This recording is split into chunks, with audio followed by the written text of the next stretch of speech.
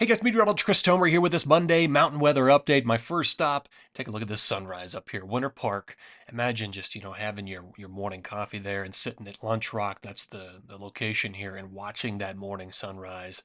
That is just spectacular. It's a bit of a waiting game now for Colorado. I think you're going to have to wait until afternoon, evening of 3:13 for the next storm system to move in. And actually, this storm cycle, which starts roughly 3:12, 3:13, may last all the way through 3:19, and there could be two or three different storm systems. So once we get into the pattern, it's going to be very good across the west. All right, here's radar across most of the west here, and so there's a front kind of slipping to the south right there with a little bit of rain and snow, and that's what's left over of that rich flow that was hitting BC, and a lot of Washington State.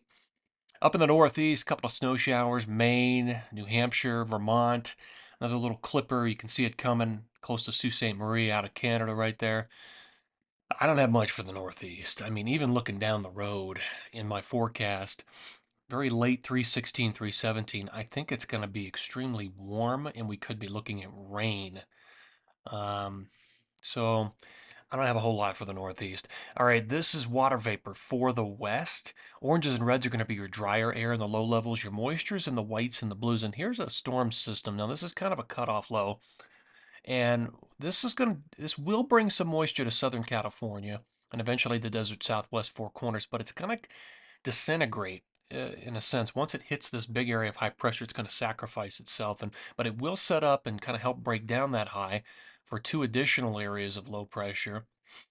Um, Again, once the storm cycle settles in, 312, 13, and it may last through 319, you see two of the storms here, but there could actually be a third one behind this.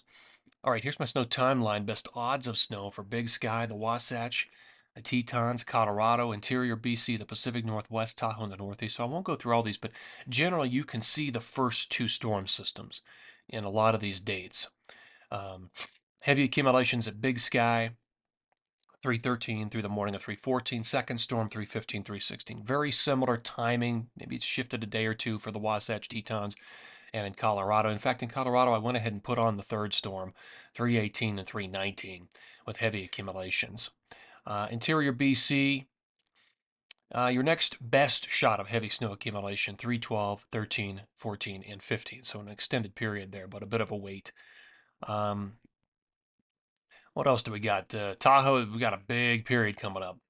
312, it's going to be heavy, and then potentially late 314 all the way through 318, we could have an extended period of heavy snow accumulation with like two back-to-back storm systems. So I like what I'm seeing there for a lot of the Sierra.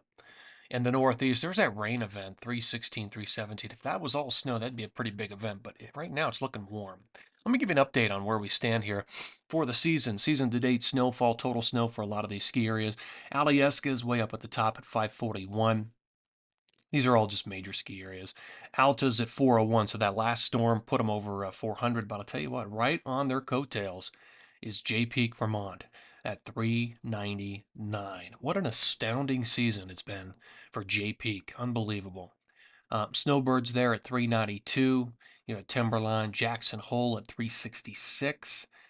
You can see the other resorts. Revelstoke at 3 1/4. Copper is doing well. Winter Park, both of those ski areas actually lead all Colorado resorts, 277, 278 respectively there. Vail's having a pretty good season. Aspen Highlands at 260.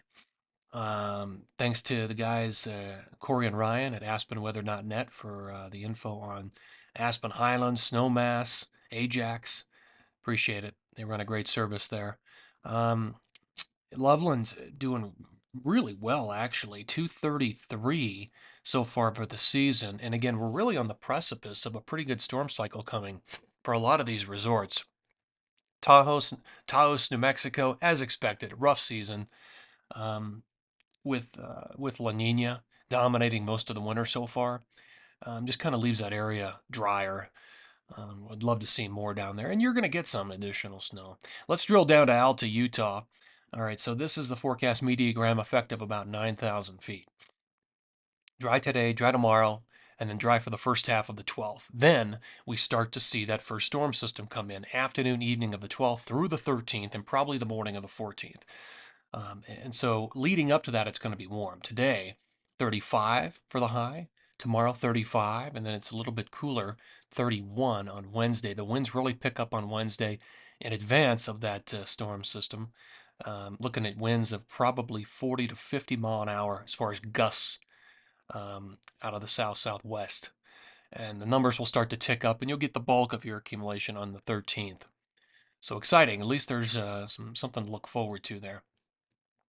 Let's look at the jet stream forecast, and I'll show you what I'm expecting. All right, let me start this animation here today.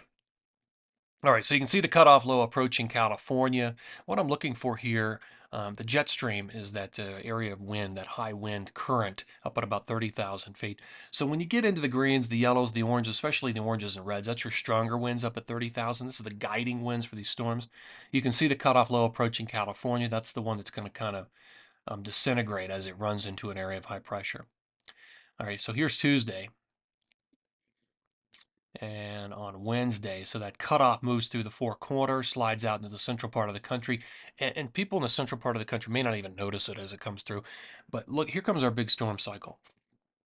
You can see the trough or dip in the jet approaching the west coast. It is squarely there on Thursday, nailing California, a lot of the west coast, and then it transitions into the interior on Friday, becomes a major storm system on Friday. It slides through Utah pretty quick, Wyoming, Idaho, and as it rolls through Colorado, it's going to spin up a little bit, as a lot of storm systems tend to do. They tend to gain some momentum as they come off of the Rockies, and it's going to set up ju just outside of Colorado in the plains. And as it does, it's going to deepen pretty quickly. The pressure will fall quickly and the storm will ramp up. And we could be looking at a storm system with central pressure in the 970s, which would be significant. So we could be looking at very strong winds, potentially some blizzard conditions, and some severe weather out on the nose of this thing in the heartland. Okay, so that's Friday. Here we go on Saturday, another little storm system behind it coming through the four corners. Here comes the next large storm system by Monday. You can see it approaching California. Pretty big dip in the jet there all the way into Monday. So we got storms lined up. Here's snowfall accumulation over time.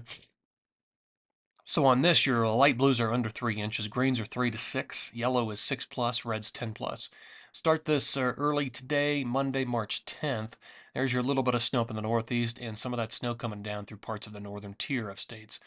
All right, so there's late today, early Tuesday, early Wednesday. Here's late on Wednesday, and this is the start of our storm cycle. Heavy snow through the Sierra with a lot of reds popping there. Snow up through Oregon, Washington, and BC. Then the storm starts to make its move. Here we are midday on Thursday, March 13th. Heavy snow for a lot of Utah, Idaho, building into Wyoming and Colorado, and there we go. Early on Friday, the 14th. This is where the storm kind of accelerates through Utah, Colorado, and becomes a major storm for a lot of the heartland of the country, but still snowing in Colorado. Midday on Friday, the 14th. Look at the snow busting out over parts of Nebraska and the Dakotas. That's going to be the potential blizzard sector of this storm system. So that's late on Friday. Here's early Saturday. Next storm system coming down the pike into the west. Here we are midday on Saturday. That delivers some light snow accumulation to a lot of the Intermountain. All right, now here comes a big storm system. So this is going to be midday on Sunday, March 16th. That storm makes a transition into the interior Rockies with some snow, sends a couple of waves of snow through the interior. Utah, Colorado continuing to get snow into early Tuesday, March 18th. So even snow into the 18th and maybe even early 19th. There's the 19th. Yeah, some snow continuing over parts of Colorado. All right, let's talk some numbers. Actually, you know what? Let me show you what that storm will look like as far as wind goes on Friday at about noon. Um, we're going to have winds in those tan colors, those brown colors. That's 50 mile an hour winds. So essentially what we're looking at, and I'll take my video off. I mean, we've got winds of 30, 40, 50, 60 mile an hour. Those are gusts over the eastern plains of Colorado and parts of eastern Wyoming. And all that wind will be building into Nebraska, building into the Dakotas. So this storm's going to have a lot of wind energy with it. There's absolutely no question. Okay, here's my snow forecast, and then I'm going to show you a couple of model forecasts that I worked up. But this is all of today through the 16th for the west. So in the Wasatch, I've got essentially 1 to 3 feet of accumulation in the Wasatch. The higher end totals will be in Little and Big Cottonwood Canyons. Up in the Tetons, haven't changed anything from yesterday's forecast, about 20 inches up there. 6 at Hagaden. In Colorado, the big numbers are going to be across the western slope, anywhere from 8 to 16 inches of accumulation. Maybe even 10 to, I'll call it 8 to 16. From the San Juans to the West Elks, up to Steamboat. East of Vail, the numbers are roughly 6 to 10 through a lot of Summit County and up to A Basin, Keystone, Loveland, and Winter Park. Cameron Pass puts, I've got them at 10. Northern New Mexico, 8 to 10, haven't changed that. But look at Arizona Snowbowl. We could be looking at over 2 feet of accumulation there with that's some amazing snow there. 20 inches for Brian Head. Now in the Sierra, big numbers. Um, at Big Bear, you can't see it. Maybe you can't. 28 inches there I've got for Big Bear during this period in Southern California. And then I've got 3 to 4 feet there through parts of Mammoth, Tahoe, and up towards Shasta. Pretty good numbers through Mount Ashland. The Pacific Northwest, the bigger numbers are going to be in Oregon. Interior BC, the numbers have crept up. They've trended up a little bit, thinking potentially 10 to 20 inches there through a lot of Fernie up to Revelstoke, Kicking Horse, Red Mountain, and about a foot as you drop down into Sunshine and also Marmot Basin. I love that. 2 feet for a lot of Idaho and northwest Montana, anywhere from 10 to 16 inches. So once we get into the storm cycle, guys, it's going to be good. We just got to get there. In the Northeast, pretty light accumulations through the 16th, anywhere from 2 to 4 inches of accumulation. Upstate New York, Vermont, New Hampshire, and Maine, and that's it. All right, so I want to take you. So this forecast for the West took you out to the 16th. Let me show you what it looks like in Colorado if we go out to the 18th. This goes out a couple additional days, and it includes that final storm system. So what you're looking at here is really essentially 3 storm systems, the total accumulation for 3 storm systems. Anywhere from 6 to 9, probably 6 to 10 for a lot of the Summit County area, the Continental Divide, those Front Range high peaks, Loveland, A Basin, Breck, Keystone. Cameron Pass, Steamboat, looking at up to 2 feet. And across the western slope, up to 2 feet through Crested Butte, Snowmass, Aspen, Flat Tops, Monarch, 6 to 10. And in the San Juans, potentially 2 to 3 feet of accumulation. Wolf Creek up to Telluride over the high peaks of the San Juans. So again, this takes you out a couple of extra days and shows you the long range sort of forecast for 3 total storms. Let me do a zoom in across the I-70 corridor. So you've got all of Aspen, Snowmass, the highlands there, anywhere from potentially 1 to 2 feet of accumulation. Mount Elbert about a foot. Crested Butte, 1 to 2 feet of accumulation. Looking up at that anywhere from basically Vale East, anywhere from 6 to 10 inches of accumulation. Buff Pass, potentially up to 2 feet, including Steamboat and the Flat Tops. So pretty exciting stuff, guys. There you go. We took a long range view of this, and I showed you everything I'm thinking. It's going to be a good period. Appreciate you guys tuning in here. Take care and have a great day.